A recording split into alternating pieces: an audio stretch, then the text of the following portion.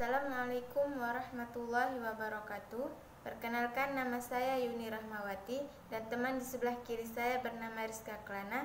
Kami dari kelompok 1 akan mempresentasikan hasil makalah kami yang berjudul Manusia, Agama, dan Islam. Baiklah, yang akan dijelaskan oleh teman saya. Baiklah, saya akan menjelaskan sedikit apa itu manusia. Menurut pendapat saya, manusia merupakan makhluk ciptaan Allah yang paling mulia di muka bumi ini.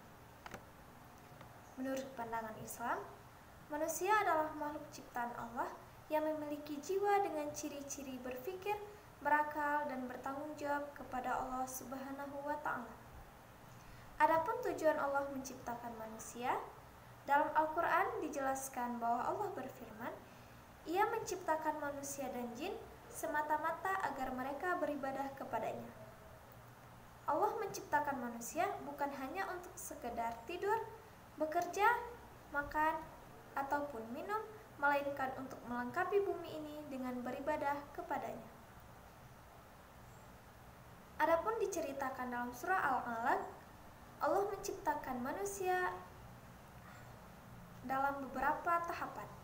Yang pertama, nutfah, atau bisa disebut juga dengan air mani.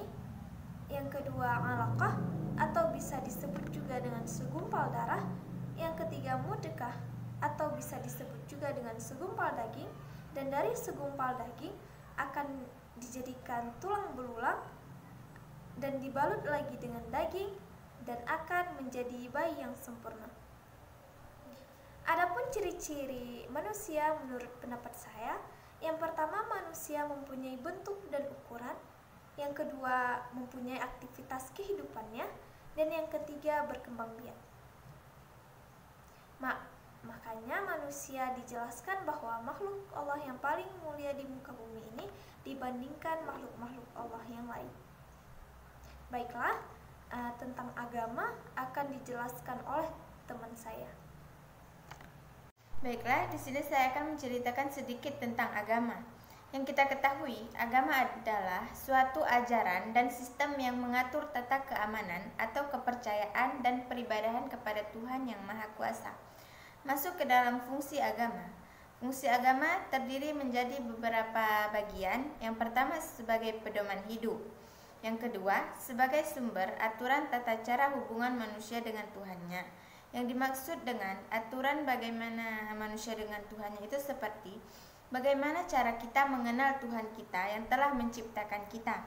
Yang ketiga, sebagai pedoman perasaan keyakinan manusia terhadap Tuhannya, di mana kita yakin akan siapa pencipta kita. Yang keempat, sebagai cara manusia mengungkapkan estetika atau keindahan alam semesta dan segala isinya, di mana kita merasa bersyukur atas nikmat dan karunia yang telah diciptakan Allah sesempurna mungkin yang bisa kita nikmati. Yang kelima, sebagai cara untuk memberikan identitas kepada manusia sebagai umat suatu agama. Yang dimaksud itu sebagai cara untuk memberikan identitas itu di mana kita orang Islam yang wajib dalam berpuasa. Jika wanitanya memakai hijab, itu kita bisa melihat berarti dia itu beragama Islam, berperilaku baik, bersifat baik, gitu. Selanjutnya saya akan menjelaskan apa itu Islam. Menurut pendapat saya, Islam merupakan agama yang paling sempurna.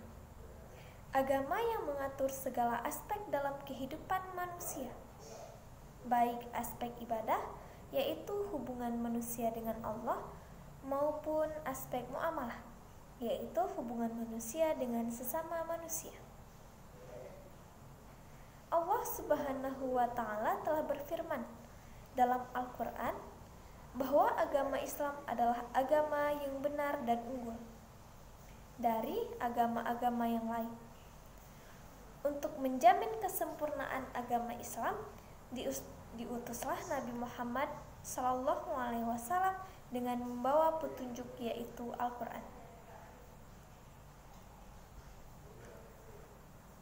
Islam sebagai agama yang komprehensif secara menyeluruh dapat memandu segala bentuk kehidupan melalui kitab suci Al-Quran.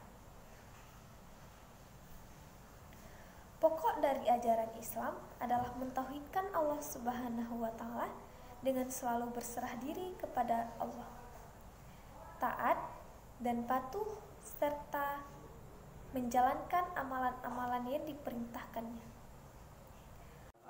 Adapun tujuan dari agama Islam, yang pertama menyelamatkan manusia, baik sebagai individu maupun kelompok, serta bangsa negara agar selamat dari kesesatan dan kerugian. Agama Islam berfungsi sebagai jalan untuk menggapai keselamatan, ketenangan, dan kedamaian, baik di dunia maupun di akhirat. Tidak ada satupun ajaran dari Islam, baik perintah maupun larangan, yang bertujuan untuk menciptakan kerusakan di muka bumi ini atau kesengsaraan di akhirat nanti.